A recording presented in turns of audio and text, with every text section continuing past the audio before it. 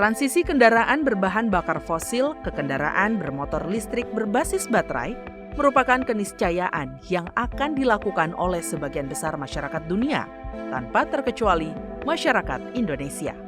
Selain minim buangan emisi karbon, kendaraan listrik juga mereduksi penggunaan energi fosil, terutama jenis bahan bakar minyak. Awal tahun ini jadi momentum Indonesia memasuki babak baru dalam kehidupan menapaki masa depannya untuk menjadi bagian dari kehidupan modern melalui penggunaan kendaraan listrik berbasis baterai.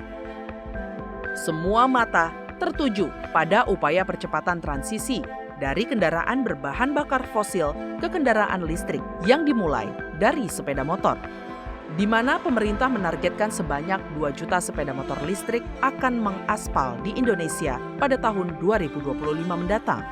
Langsung tancap gas, pemerintah mengumumkan pemberian insentif atau subsidi kendaraan listrik berlaku mulai 20 Maret 2023. Kebijakan tersebut diambil untuk mendorong percepatan penjualan kendaraan bermotor listrik berbasis baterai. DPR pun mengapresiasi paket insentif berupa pemberian subsidi untuk pembelian motor listrik sebesar 7 juta rupiah per unitnya. Hal ini dinilai sebagai langkah jitu guna menarik minat masyarakat agar mau beralih menggunakan kendaraan listrik. Memang apapun upaya, ya, stimulus, misalkan stimulus dalam bentuk subsidi, dalam bentuk pengurangan pajak. Misalkan tadi kalau ngurus surat kendaraan bermotornya listrik, itu biayanya hanya 36.000. Total kebutuhannya itu hanya 36.000. Tetapi kalau sudah mass production gitu, kalau sudah skalanya seperti orang jual motor seperti kacang goreng, itu sudah tidak perlu lagi disubsidi. Karena memang proses transisi ini, ya tentu subsidi harus dilakukan, tetapi dengan mekanisme dan cara-cara yang tepat. Harus semata-mata ini adalah sebagai transisi yang harus didukung dengan berbagai cara sehingga menumbuhkan daya minat masyarakat dan pada akhirnya produknya bisa dipergunakan. Kalau produk bisa digunakan, mass production bisa dilakukan, keuntungannya akan lebih meningkat. Dan pada sisi itu saya kira saatnya bisa lebih mandiri gitu ya. Meski insentif tetap harus ada dilakukan karena ini adalah merupakan energi biru, energi yang ramah lingkungan. Dalam rangka menunjang green mobility sebagai upaya mengurangi emisi gas karbon, peningkatan populasi penggunaan kendaraan listrik di tanah air perlu terus dipacu. Guna mencapai sasaran tersebut, perlu dilakukan sosialisasi dan edukasi mengenai keuntungan yang bisa didapatkan oleh konsumen dalam penggunaan kendaraan listrik berbasis baterai. Sosialisasi dan edukasi merupakan salah satu langkah penting agar bisa mempercepat era elektrifikasi nasional menuju green mobility dan dalam upaya mengurangi emisi gas karbon yang dihasilkan sektor transportasi. Masyarakat sudah mulai harus diedukasi bahwa penggunaan mobil listrik ini selain bersih juga efisien, hemat terhadap pengeluaran pribadi. Itu yang harus digelorakan.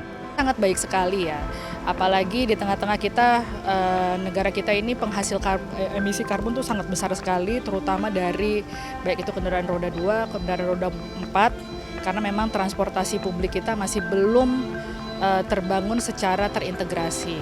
Nah, ini salah satu langkah yang cukup baik bagi pemerintah untuk meningkatkan partisipasi masyarakat beralih kepada kendaraan listrik, terutama kendaraan roda 2. Di sisi lain, DPR juga menekankan pentingnya kesiapan infrastruktur seperti stasiun pengisian baterai bagi kendaraan listrik di seluruh wilayah Indonesia, agar tidak menimbulkan persoalan baru di masa yang akan datang.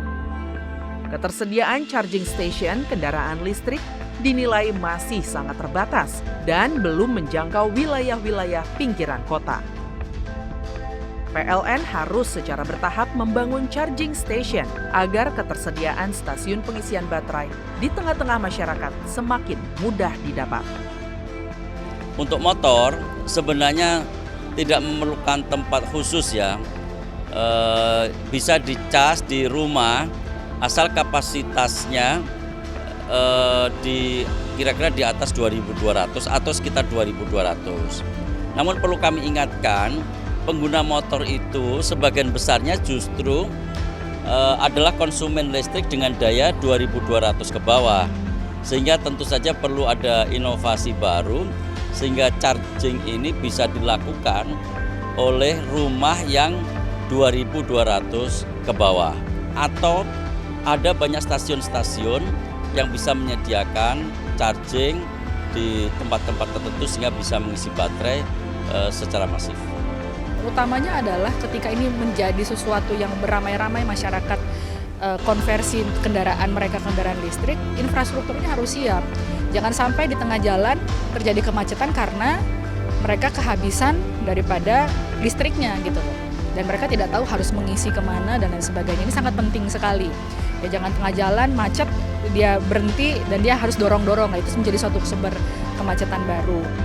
Perlu dilakukan penguatan ekosistem kendaraan listrik dari hulu hingga hilir, sehingga Indonesia mampu menjadi produsen hub kendaraan listrik terkemuka di wilayah ASEAN dan Oceania. Edukasi dan sosialisasi harus terus dijalankan bersama-sama antara pemerintah dengan industri untuk menarik minat masyarakat beralih menggunakan kendaraan listrik. Adanya impres tentang penggunaan kendaraan bermotor listrik berbasis baterai diyakini akan menjadi katalis peningkatan produksi kendaraan ramah lingkungan sekaligus menjadi bentuk komitmen pemerintah dalam percepatan era elektrifikasi di Indonesia. Tim Liputan TVR Parlemen melaporkan.